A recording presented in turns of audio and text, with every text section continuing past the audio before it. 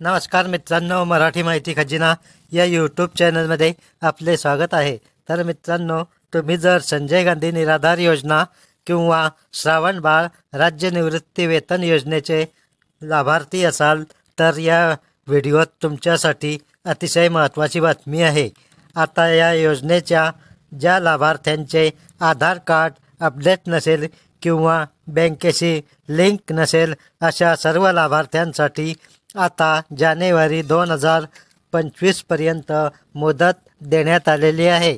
तर मित्रांनो, आता तुमच्यासाठी नुकताच एक स्पेशल GR संजय गांधी निराधार योजना व श्रावण बाळ या योजना याचे वितरण DBT पोर्टलद्वारे करण्यात येणार आहे।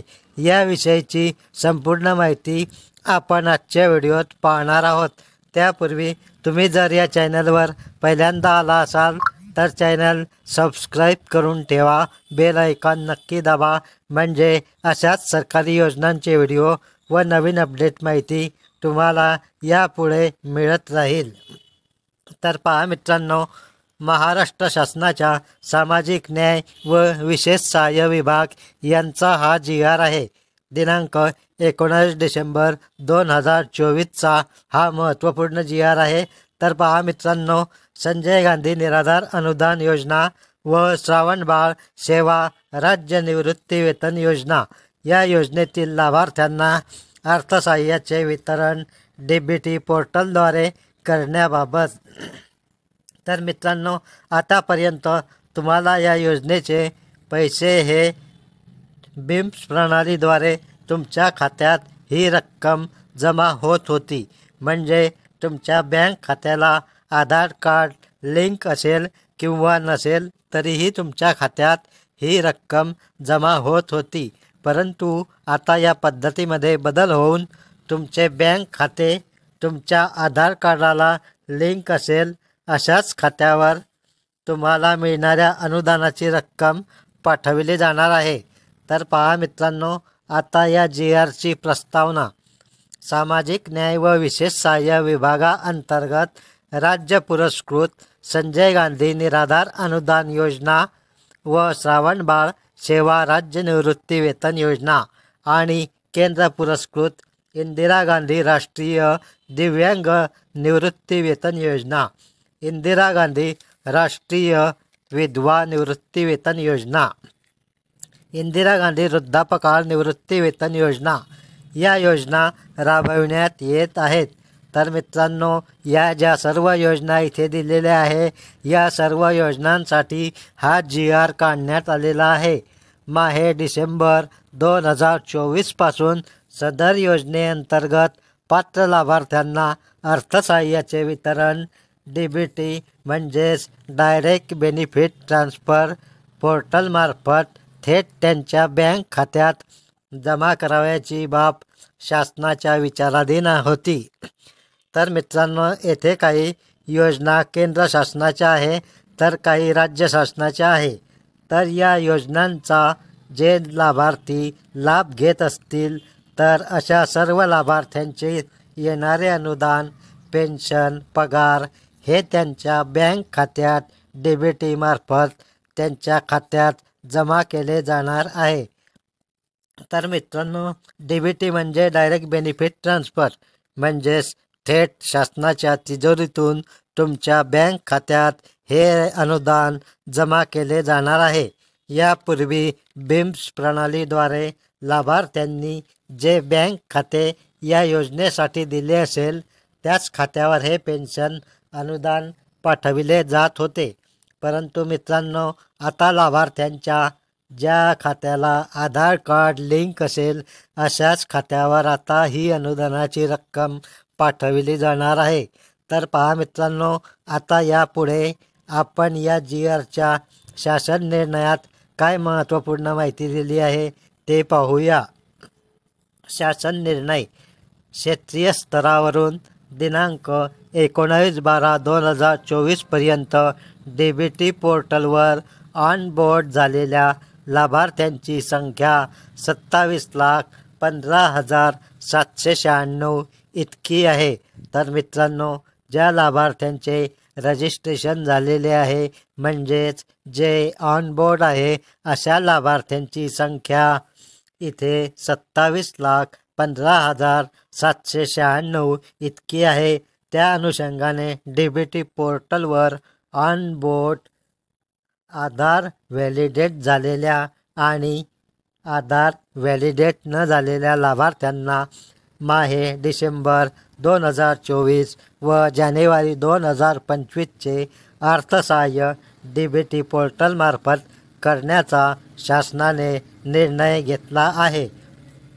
तर मित्रांनो, इथे जे लाभार्थी ऑन बोर्ड झालेले आहे, ज्यांचे आधार व्हॅलिडेट झालेले आहे, असे जे लाभार्थी आहे त्यांना माहे डिसेंबर 2024 व जानेवारी 2025 या 2 महिन्यांचे अर्थसहाय्य DBT पोर्टलमार्फत पाठविण्याचा शासनाने निर्णय घेतलेला आहे.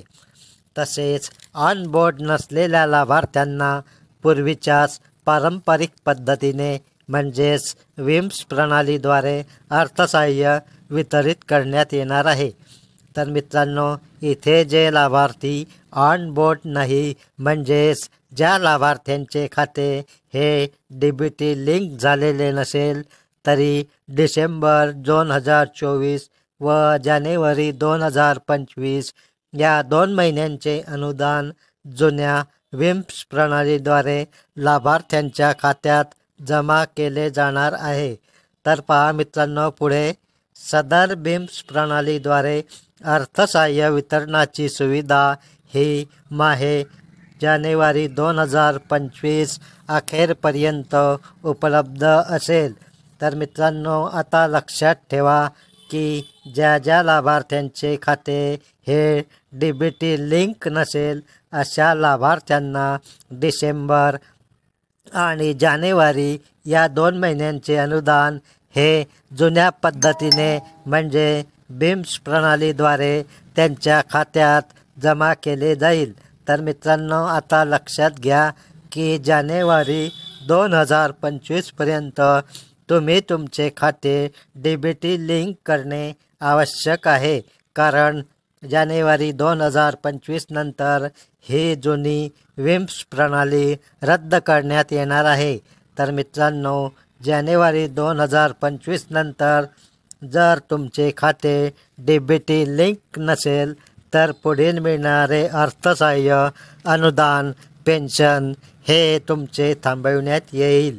तर पहा मित्रांनो, दरम्यानच्या या कालावधीमध्ये सर्व जिल्हाधिकारी यांनी DBT पोर्टलवर प्रलंबित असलेल्या लाभार्थ्यांची माहिती भरण्याची कार्यवाही युद्धपातळीवर करण्याबाबत तसेच लाभार्थ्यांचे आधार कार्ड अद्ययावत करण्यासाठी तालुका मंडळ स्तरावर विशेष मोहीम राबविण्याबाबत सर्व जिल्हाधिकारी यांना यापूर्वी संदर्भ क्रमांक 4 येथील पत्रान्वये सूचना देण्यात आलेल्या आहे. तर पहा मित्रांनो, इथे जिल्हाधिकाऱ्यांना सूचना देण्यात आलेल्या आहेत की ज्या लाभार्थ्यांचे आधार कार्ड बँकेला लिंक नसतील त्यांच्याकडून आधार कार्ड बँक खात्याशी लिंक करून तशी माहिती DBT पोर्टलवर टाकण्याची सूचना येथे देण्यात आलेली आहे. त्यासाठी त्यांचे आधार कार्ड अपडेट आणि DBT लिंक असणे आवश्यक आहे. तर पहा मित्रांनो, पुढील महत्त्वाची माहिती आता आपण पाहूया. दिनांक 19/12/2024 पर्यंत ऑन बोर्ड झालेल्या संजय गांधी निराधार अनुदान योजनेतील लाभार्थ्यांची संख्या 12,36,425 इतकी आहे. तर श्रावणबाळ सेवा राज्य निवृत्ती वेतन योजनेतील लाभार्थ्यांची संख्या 14,79,366 इतकी असून अशा एकूण 27,15,791 लाभार्थ्यांना डिसेंबर 2024 या महिन्याचे अर्थसहाय्य DBT पोर्टलमार्फत थेट त्यांच्या बँक खात्यात जमा करण्याकरिता स्टेट बँक ऑफ इंडियामध्ये खाते उघडण्यात आलेल्या स्वतंत्र योजनानिहाय बँक खात्यामध्ये पुढील तक्त्यात नमूद केल्याप्रमाणे निधी वर्ग करण्यास या शासन निर्णयाद्वारे मान्यता देण्यात येत आहे। तर पहा मित्रांनो, येथे संजय गांधी निराधार योजना व श्रावण बाळ योजना यांचेसाठी डिसेंबर जानेवारीसाठी 408.13 कोटी एवढा निधी स्टेट बँकेत जमा करण्यात आलेला आहे। तर पहा मित्रांनो, आता पुढील सूचना वरील प्रमाणे लाभार्थ्यांना अर्थसहाय्याचे वितरण DBTद्वारे करण्याबाबत महा-IT कॉर्पोरेशन लिमिटेड मुंबई यांनी तात्काळ आवश्यक ती कार्यवाही करावी। सर्व जिल्हाधिकारी यांना कळविण्यात येते की आपल्या जिल्ह्यातील सर्व तालुक्यांनी लाभार्थ्यांची अचूक माहिती DBT पोर्टलवर भरल्याची खातरजमा करावी।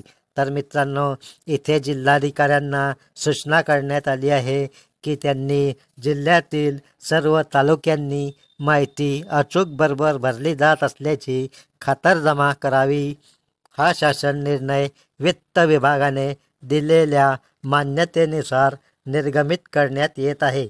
सदर शासन निर्णय हा तुम्हाला महाराष्ट्र शासनाच्या www.maharashtra.gov.in या संकेतस्थळावर उपलब्ध करून देण्यात आलेला आहे। तर मित्रांनो, आपण या व्हिडिओत या GRची सविस्तर माहिती पाहिली आहे। अत्यंत साध्या सोप्या भाषेत हा GR समजून सांगितला आहे। या GR बाबत तुमच्या मनात काही शंका असल्यास कॉमेंट अवश्य करा। या योजनेचे जे लाभार्थी आहे त्यांच्यापर्यंत अवश्य हा व्हिडिओ शेअर करा, जेणेकरून त्यांचे पेन्शन बंद पडणार नाही। पुढील नवीन अपडेट माहिती मिळविण्यासाठी चॅनल सबस्क्राईब करा, लाईक करा, शेअर करा। धन्यवाद। जय हिंद, जय महाराष्ट्र।